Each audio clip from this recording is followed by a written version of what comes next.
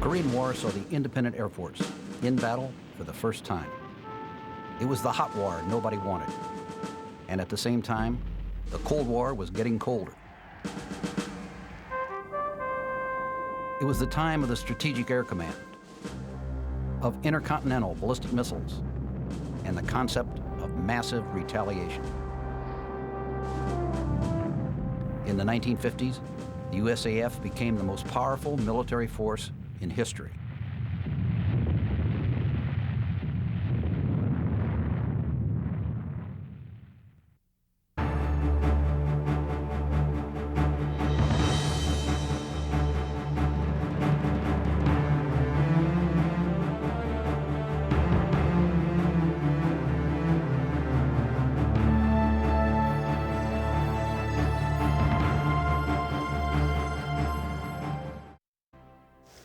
I'm Walter Boyne, and this is the story of the United States Air Force.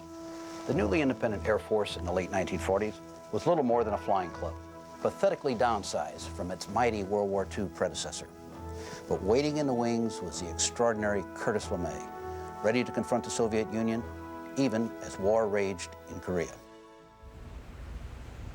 The Strategic Air Command was established in 1946, the year before the Air Force became independent of the Army.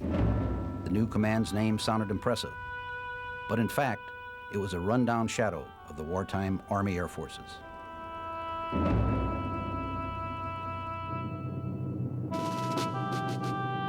It had only 9 bombardment groups and 2 fighter groups.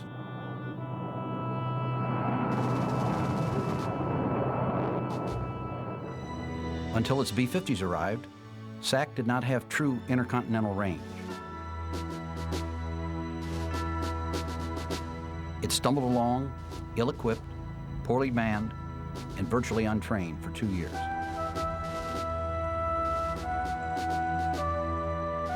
In April 1948, the Soviet Union seized Czechoslovakia. At that point, President Truman clearly defined the nature of the Cold War emergency by citing Russia as the potential enemy. This danger has been created by the rulers of the Soviet Union. The future of civilization depends on what we do now, and in the months ahead. The blockade of Berlin had dispelled all doubts about Stalin's intentions, and there was never any possibility of fielding an army that could match the Soviet blocs in size. The United States Air Force was convinced that strategic bombardment was more than the essential key to victory. With a nuclear capability, it was a key to world peace. The answer was air power, and the answer to air power was Curtis LeMay. Probably no leader in modern history had the personal impact on his command that Curtis LeMay did on the Strategic Air Command. A lot of people think LeMay was mean. No, LeMay was tough. He was tough like a wartime combat commander should be tough. LeMay had the wonderful capability of intimidating his boss and intimidating the higher headquarters. And that gives you a lot of freedom of action. It is not an overstatement to say that LeMay was the architect of the instruments that enforced the Pax Americana of the Cold War period. He was forced to build his command at the time of the greatest possible peril. He immediately set about conforming it to his own vision of a striking force. Base to base and support ourselves for a minimum of 30 days. Everything in this command is dedicated to placing bombs accurately on enemy industrial areas and other targets in the shortest possible time. SAC is a global striking force. To us, the only difference between peace and war is where we place our bombs. He didn't enjoy hurting people. He would absolutely cut your throat, though, if you weren't mission-oriented, or you weren't prepared to do your job, or you didn't devote all of your attention to that job. And I saw that many, many times. LeMay's force would defend against any potential atomic attack by being so powerful that it could deliver an annihilating blow to any enemy. This was the philosophy by which England had ruled the seas for 2 centuries, and LeMay was convinced it was now the only defense possible for the United States. Pilot checklist complete. Ready for takeoff. Roger, give me 100% on the jet. Roger. Jet's coming up. Engineer, give me full power. Full power coming on. Jet's 100%. Sail pod temp okay. Takeoff power is set. Everything stabilized. Engineer ready for takeoff. Roger.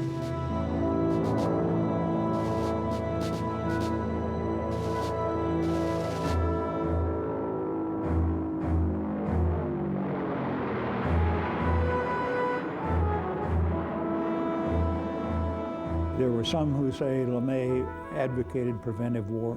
That's false. Sometimes he'd fire for effect and people might misread what he had to say. LeMay began a program of intensified training and evaluation, which has been continuously refined to this day. It was disciplined.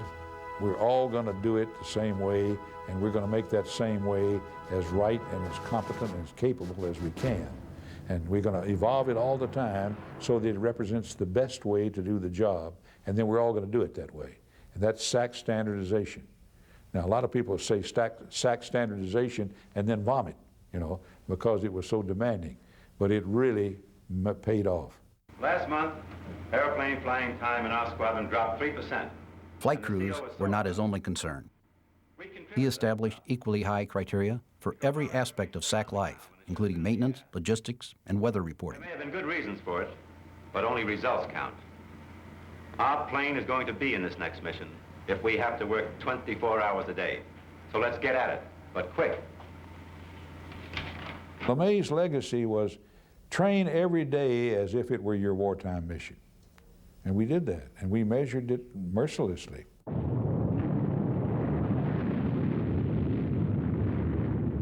The September 23, 1949 disclosure of the Russian explosion of an atomic bomb lent increased urgency to LeMay's efforts.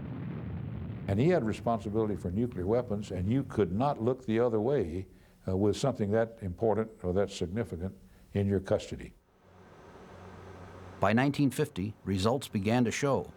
SAC now had 962 tactical aircraft, with jet bombers about to enter the inventory.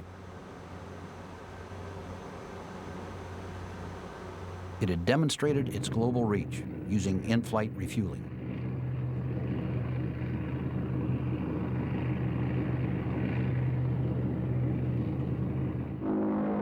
For the first time since he took command of SAC, LeMay felt he had forged a weapon that could preserve peace through nuclear deterrence. And then came the letdown. Instead of confronting the Soviet threat of world domination through nuclear power, he was ordered to send his units to Korea to fight a small war with conventional bombs. Not before, during, or after the war did America have a strong interest in Korea, other than its proximity to Japan. America had no desire to enter a land campaign against Red China or start an atomic conflict with the Soviet Union. World War II had ended, and people were eager to get on with their lives in an economy showing the first signs of a boom. But many lives would go on hold again as the situation in Korea deteriorated.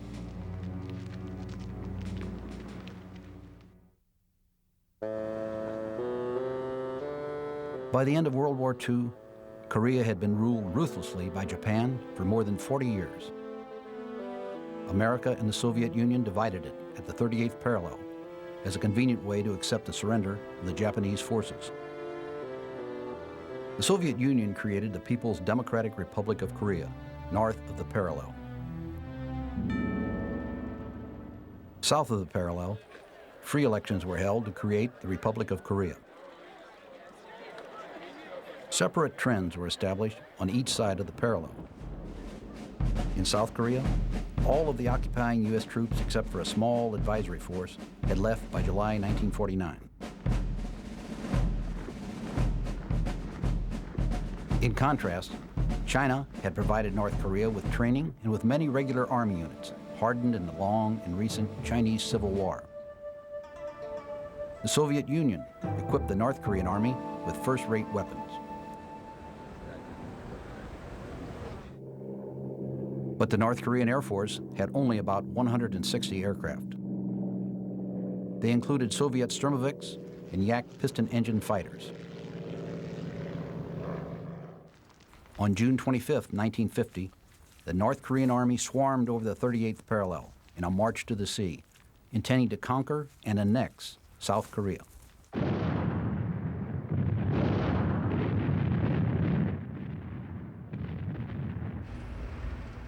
President Truman ordered the old warhorse, General Douglas MacArthur, to take the necessary military action to defend Korea. MacArthur was keenly aware how long it would take to get American forces on the ground into action. He called on the Far Eastern Air Force to hit the North Koreans with everything they had. It wasn't much. 8 combat squadrons were sent into action. 2 were Douglas B-26 light bombers. The only modern aircraft were Lockheed F-80 jet fighters. Their targets were anything of military value from Seoul north to the 38th parallel.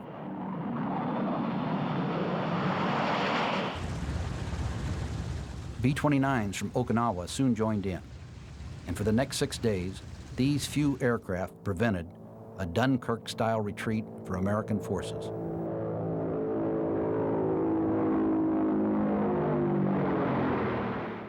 The sheer momentum of the North Korean attack had worked. It compressed the remnants of the Republic of Korea's army and the U.S. contingent in the perimeter around Busan. 150,000 North Korean troops, organized into 13 rifle divisions, a tank brigade, a mechanized division, and a tank division, threatened the Busan perimeter. Defending the perimeter were 5 badly mauled and demoralized Republic of Korea divisions and a Marine brigade.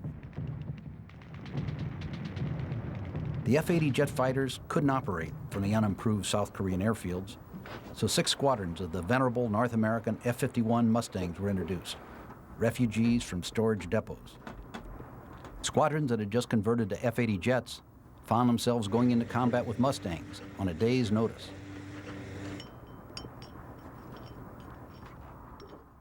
But I'd never even flown a P-51 that had even drop tanks on it, let alone one that had 2 napalm cans, full load of ammunition, and 6 rockets on it.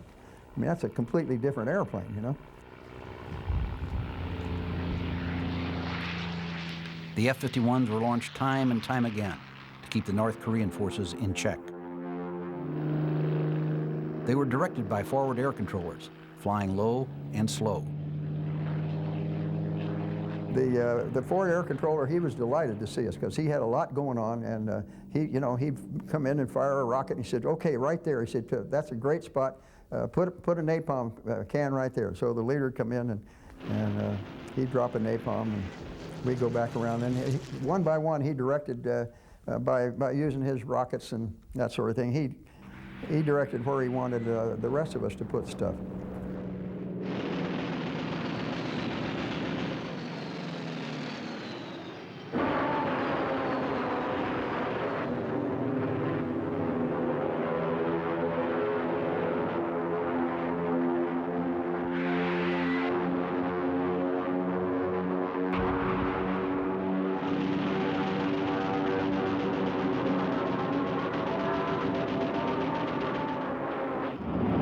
F-80s continued to operate from Japan, flying at the very limits of their range and returning with absolutely minimum fuel. You would strafe, napalm, bomb, whatever, on the other side of the line, and you're actually, you can look at the guys that you're shooting and napalming and so forth. You see them swarming towards our guys and all that, and obliterate a bunch of them. It gave you a great deal of satisfaction knowing that you were taking care of the good guys on our side of the line. The pace of the war increased steadily. The 5th Air Force, led by Major General Earl C. Partridge, demonstrated the flexibility of air power by its quick reaction to target changes. Sometimes a mission would be diverted en route to the new target in response to an Army request. The 8th Army commander, Lieutenant General Walton H. Walker, later stated for the record that he could not have stayed in Korea without the 5th Air Force support. The tide turned rapidly. On July 24th, General MacArthur had assumed the duties of Commander-in-Chief, United Nations Command. On September 15th, he launched his daring Incheon invasion, which began the rout of North Korean forces. Incheon was in many ways reminiscent of June 6, 1944, D-Day in France. Lieutenant General George E. Stratemeyer directed his Far Eastern Air Force to fly reconnaissance. This was partly to determine the high and low tide heights of the seawalls that would have to be scaled. Then Stratemeyer began an interdiction campaign to take out enemy rail lines, bridges, and tunnels to isolate the area.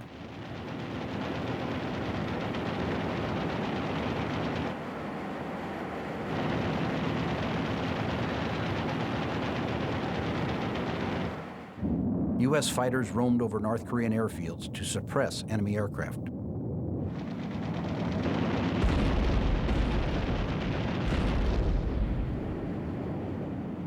The Navy and Marines provided close air support for the invasion.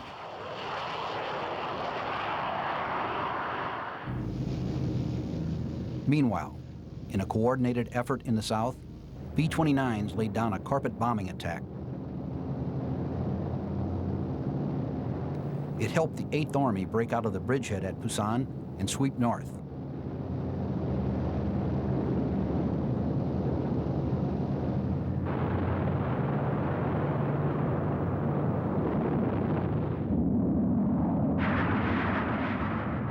The weather began to clear, and the 5th Air Force mounted more and more close support sorties.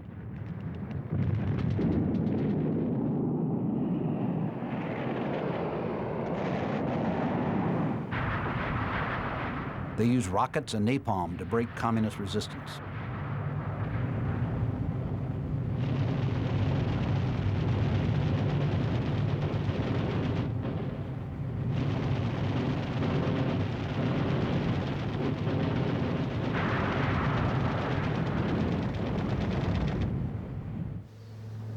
At the same time, there was a successful strategic bombing campaign.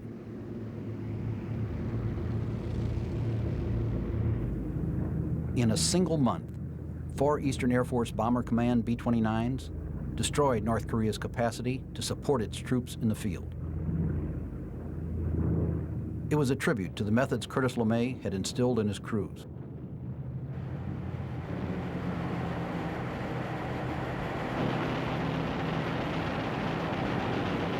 Chinese aerial opposition stiffened. The B-29s were forced to turn to night bombing.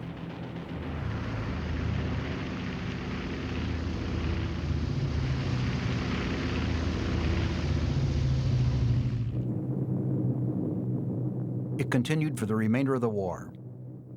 167,100 tons of bombs were dropped in 21,328 combat sorties.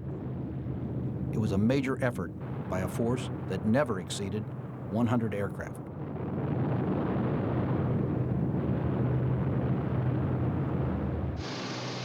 On October 20th, 1950, one of the most successful parachute operations in history helped bottle up the retreating communist forces. C-119s and C-47s of Combat Cargo Command dropped 2,860 paratroopers and 300 tons of equipment to straddle the main roads north of Pyongyang.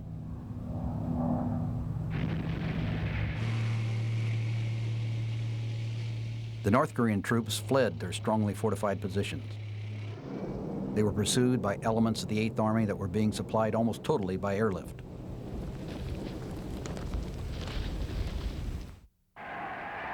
The Chinese warned that they would intervene. General MacArthur assured President Truman that they would not. He based his assumptions in part on the fact that the Chinese had no air force. It was a fateful, near fatal conclusion.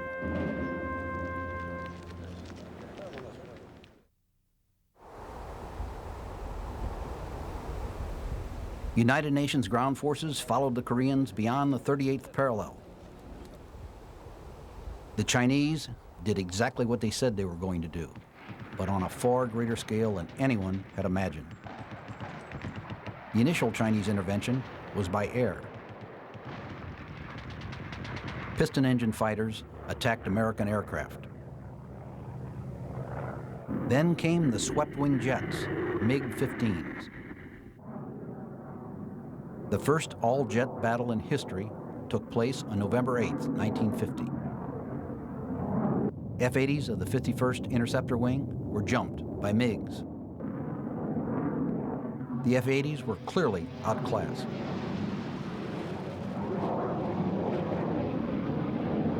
The MiGs were a brilliant design. They combined Russian and German technology. Ironically, they were powered by a derivative of a British engine, the Rolls-Royce Nene. The British had sold several to Russia a few years previously. The MiGs represented a real threat to air superiority. If employed in sufficient numbers, they would drive UN aircraft from the air at the time of greatest need. The MiG had a better rate of climb than we did. It had a shorter range, but it had a better rate of climb, and on a short-term basis, he could put you in a lot of trouble. Not for very long, but he didn't need to do it too long. The UN forces were roughly thrown back by more and more Chinese troops crossing the border. Orders began to come from MacArthur's headquarters that would be echoed one war later in Vietnam. The general wanted the bridges across the Yalu River destroyed to slow the oncoming Chinese reinforcements, but only the portions on Korean territory were to be attacked. There was to be no violation of Manchurian territory or airspace. As a result, the bombers had to make their runs parallel to the river. This exposed them for the greatest length of time to anti-aircraft fire. It also exposed them to the MiGs. The MiGs would circle at altitude to locate a target. They'd make a diving attack across the Yalu River through the bomber formations. They could then streak back to safety on the other side of the river. Fortunately, most of the time, the MiGs were not aggressive. There was time to bring in the 4th Fighter Interceptor Wing of F-86 Sabres from the United States.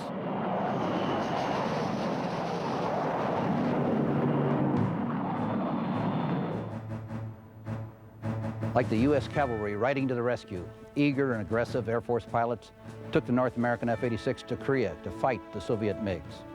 With its swept wings, powerful armament, and high maneuverability, the F-86 soon made itself king of MiG Alley.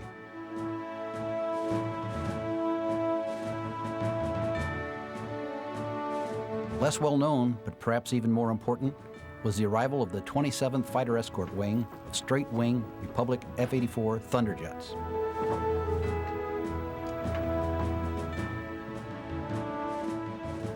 Rugged as a tank and damn near as heavy, the Republic F-84 Thunderjet was the premier ground attack fighter of the Korean War. Able to operate out of primitive airfields carrying huge loads of bombs, rockets, and napalm, the F-84 struck continuously at enemy troop concentrations, bridges, trains. Once its ordnance was gone, it was able to turn with the MiGs at low altitude. All in all, the F-84 was a great fighter, the right plane at the right time.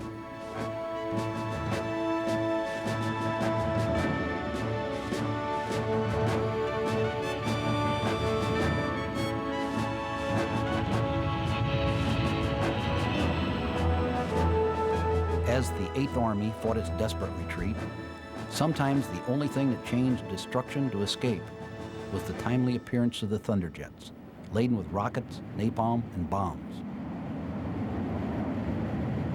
The F-84s of the 49th Group made the waters of the Chongchong River literally run red with the blood of Chinese infantry. Air attacks accounted for more than 33,000 Chinese dead by the end of December. But the Chinese strength was overwhelming. An estimated 500,000 men pushed the UN forces back. They swept on past Seoul, overrunning the F-86 bases and forcing the Sabres' return to Japan.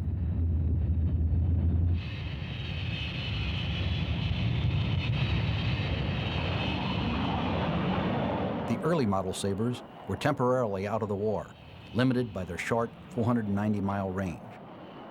The Chinese had succeeded in inverting doctrine. They had gained air superiority through controlling the airfields.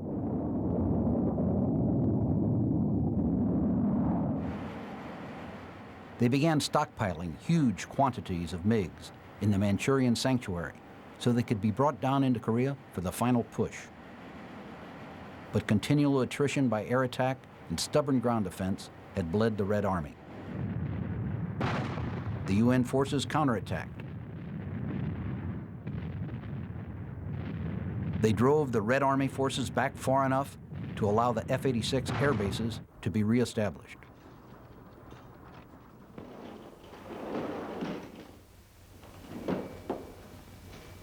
Oh, fighter sweep a day.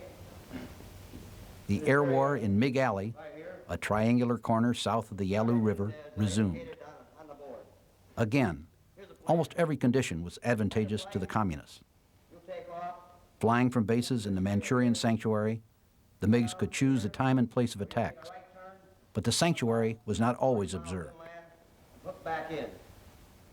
When it got to the point where we had to measure crossing the river against saving a bunch of guys, then we crossed the river. I kept about, I'd say 75 to 80 MiG-15s on the ground by shooting up the first two that tried to get off. Two of them on the end of the runway, up on their nose, gears collapsed, big plumes of black smoke going up there, and the rest of them just turned around and taxied back in. So we kept that entire airbase down with 4 airplanes.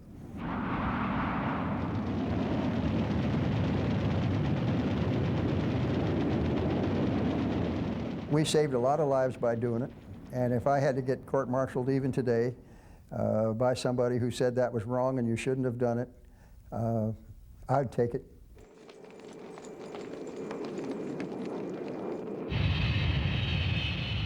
The F-86s were operating at the limit of their range. They had only a few minutes to spend on station.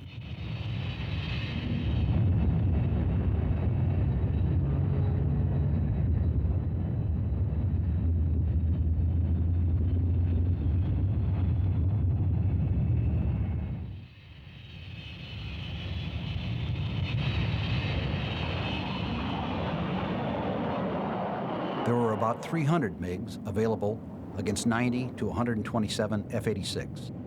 But these were nominal strength, with probably no more than half available operationally on either side at a given moment.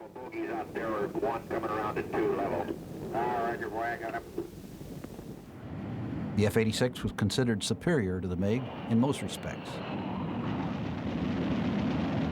The MiGs had a higher ceiling and a better rate of climb, but the Sabres had better armament and were better gun platforms. At the start of the conflict, the Sabre pilots were generally more experienced. I can remember at one time attacking a flight of 8 from the rear, and one by one they kept peeling off, and each time, you know, I'd watch the guy peel off expecting that he's going to turn around and come back in on me, and if he had, I would have left. But they never did come back in, and I peeled them all down to finally to the number 1 guy, and then shot him down and went home. As time went on, new pilots right out of flying school joined the F-86 units. Some were firing their guns for the first time in combat. Are you still clear? Okay, he's down, boy. You got him too.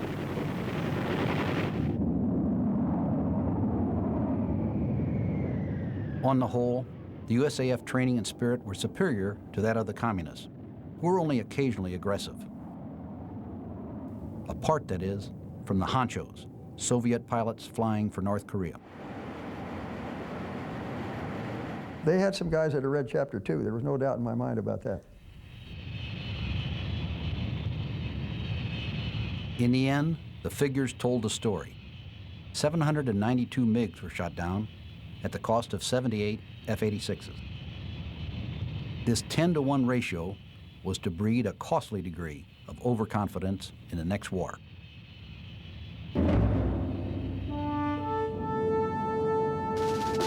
Although America clearly won the air war in Korea, that fact has been forgotten. Few now remember the utterly valiant work done by crews flying World War II equipment under some of the worst weather and operating conditions in history to save the UN forces from both tactical and strategic defeat.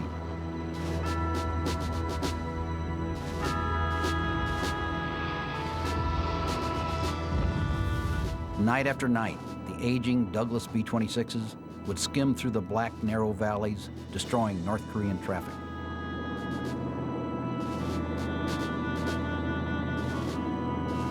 War-weary B-29s bombed endlessly, missing operations on only a score of days throughout the entire war. Even less well known are the critically important efforts of the Combat Cargo Command. It hauled troops in and evacuees out and carried ton after ton of cargo where no roads reached. The scale was smaller than in World War II, but its importance was just as crucial: the preservation of air superiority.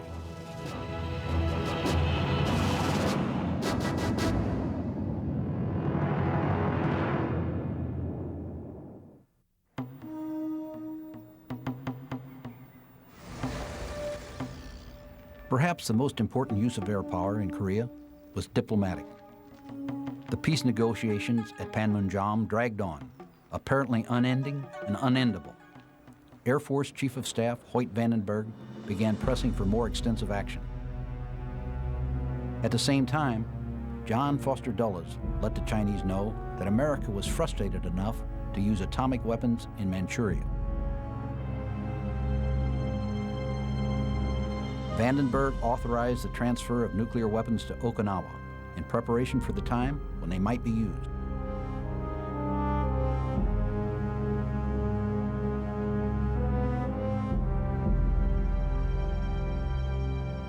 The Chinese got the message, and peace negotiations accelerated.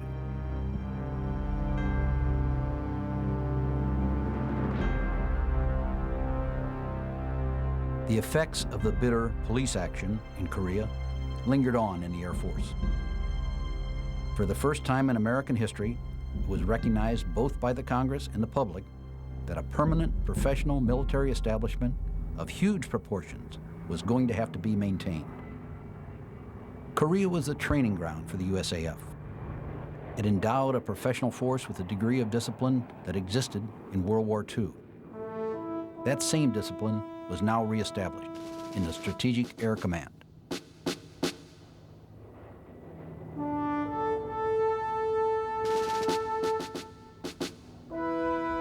The Strategic Air Command built up its strength at a phenomenal rate. For many years, its mainstay was the 10-engine Convair B-36. It was huge and ponderous, but it had the range and the altitude capability to reach any target in Russia.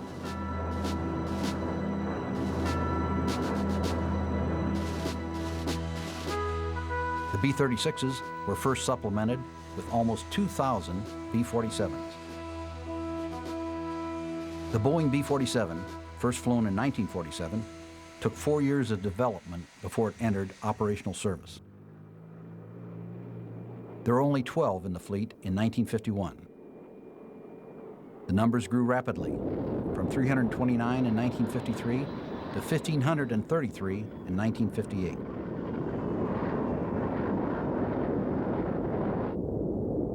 The B-47, with its in-flight refueling capability, gave SAC an intercontinental weapon of overpowering might.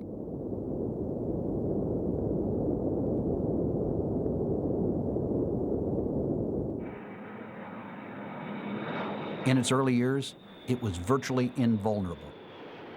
It could fly too high and too fast for contemporary interceptors to catch.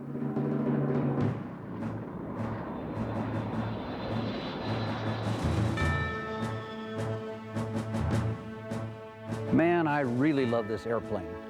It was fast, beautiful, wonderful to fly. The B-47 was also one of the most important jet aircraft in history, for from it stemmed the B-52, the KC-135, the 707, and all the civilian passenger transport derivatives. SAC had as many as 1,800 of these aircraft in its inventory at one time, and when it did, the United States enjoyed an absolutely unprecedented strategic dominance.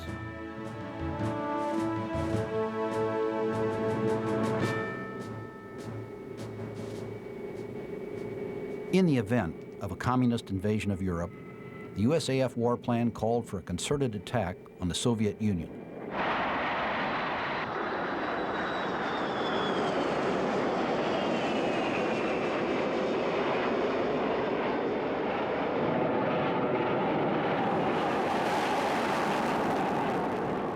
This was described as the front-to-rear concept. The fleet of B-47s would destroy all targets, from the borders back to the sources of production and government direction. A 6-day attack would have left the Russian armies to wither in the field, their homeland demolished. United States losses would have been relatively low. We felt that this was our contribution to the peace in the world. And we had to make war so awful. And we had to make our capability so responsive and so real that we were anxious to demonstrate it. You know, I would have demonstrated it to any member of the Soviet Air Force, Army, or Navy, or if they'd come over, I wanted them to see what I could do because I knew it was real. To deter, you know, you not only have to have capability, but you got to know how to use it. There was no invasion of Europe because the Soviet Union was well aware of the B-47's capabilities. But the B-47 was a curious mixture of old and new technologies. Its swept wings and jet engines would point the way to future bombers and to the entire fleet of jet transports that now unite the world. But its structure was based on older technology that did not lend itself to the stresses of high-speed, high-altitude flight. It was soon phased out in favor of a larger aircraft, the Boeing B-52. The B-52 would become the long rifle of the Strategic Air Command.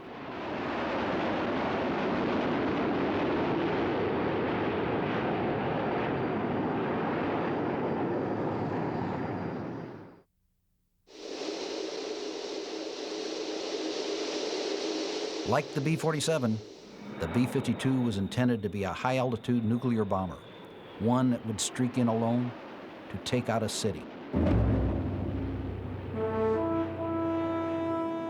Some people tried to tell Kurt LeMay that he needed a smaller airplane. The B-52 was going to be too big. He'd need new hangars, new runways. It'd be too expensive. But Kurt LeMay wasn't having any. He told them that he didn't know how long he was going to have to fly the airplane, and he wanted it big enough to accommodate to whatever was required. Well, this airplane, which first flew in 1952, was big enough, all right.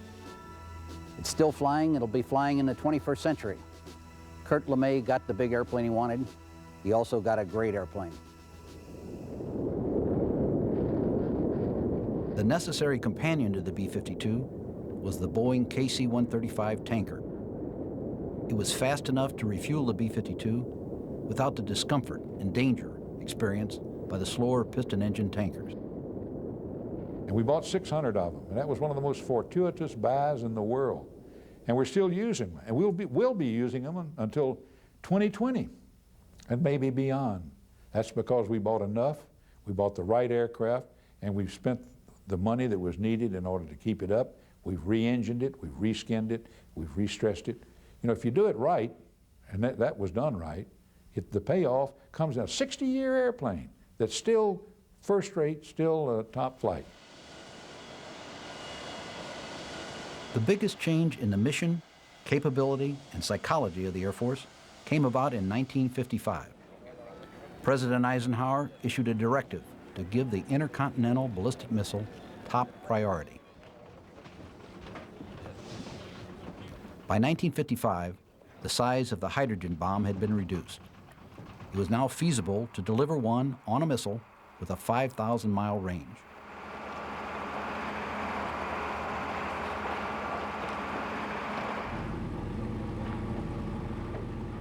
Since 1946, the USAF had been developing nuclear-capable, long-range pilotless aircraft. The Northrop SM-62 Snark was the first intercontinental missile.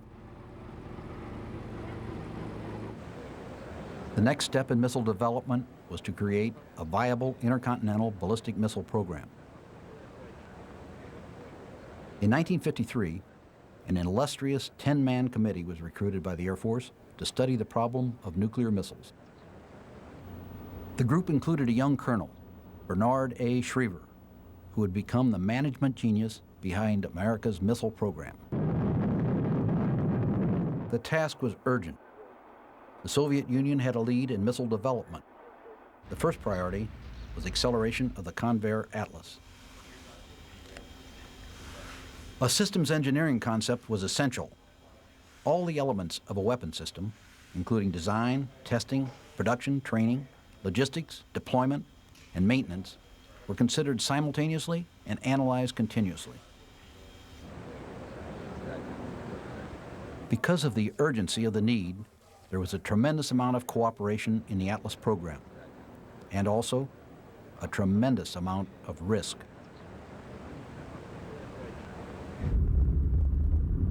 The project was blessed by a series of advances in key areas: structure, control, and re-entry. The result was an operational Atlas missile capability by 1959.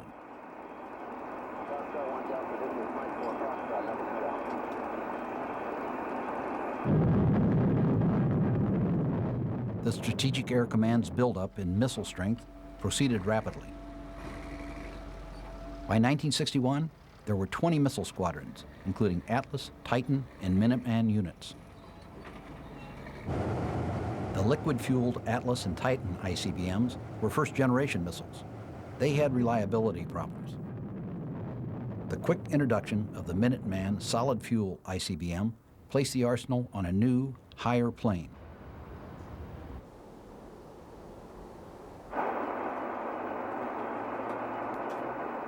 The first Minuteman unit of 10 missiles became operational on October 24, 1962, at the time of the Cuban Missile Crisis.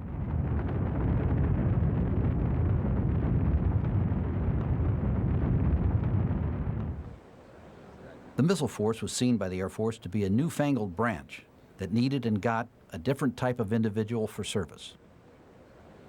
Their jobs were demanding and important, but missile crews did not feel that they had the respect flight crews commanded, and they knew that they did not have the extra flight pay enjoyed by pilots. It took years of conscious effort to overcome the second-class citizen syndrome of the missile force. That was a feeling heightened by the remote locations of most missile stations.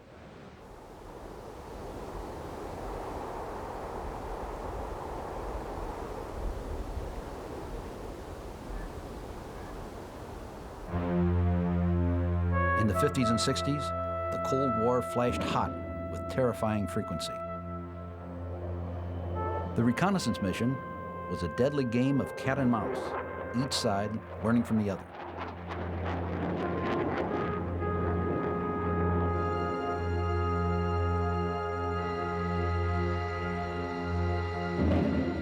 By May 1960, SAC had achieved its self-imposed goal of having 1/3 of its 3,000 bombers and tankers on a 15-minute alert basis.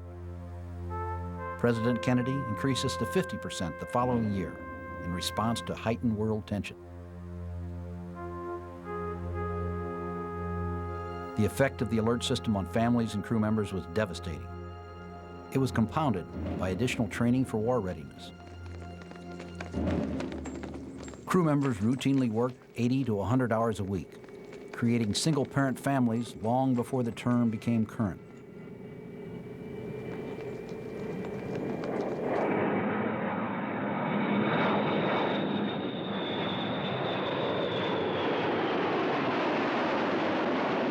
But all of this cost, sacrifice, and effort paid off suddenly in the October 1962 Cuban Missile Crisis. In October, a SAC U-2 reconnaissance plane overflew Cuba. It took photographs of Soviet intermediate-range ballistic missiles being installed. The B-52 airborne alert program was intensified. the 200 operational ICBMs were brought to an alert status. In the famous catchphrase of the time, the United States and the Soviet Union were eyeball to eyeball, and the Soviets blinked. The deterrence is in the fact that it's god-awful. And everybody would say, well, you're trying to make it so awful. You're right. That was why the Soviets didn't challenge us, and that's why we would have thought many times over before we responded. This nuclear weaponry is god-awful. The rapid growth of the Air Force in size and power was more than matched by the increased demands made upon it. The policy of nuclear deterrence had succeeded. There had been no nuclear exchange. Instead, there was a clear equilibrium.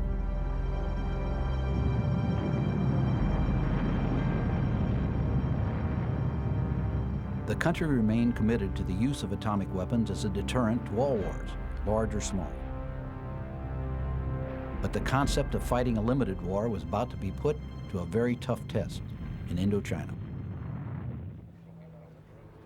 The situation America was about to confront in Vietnam would be uncannily similar in many ways to the war in Korea.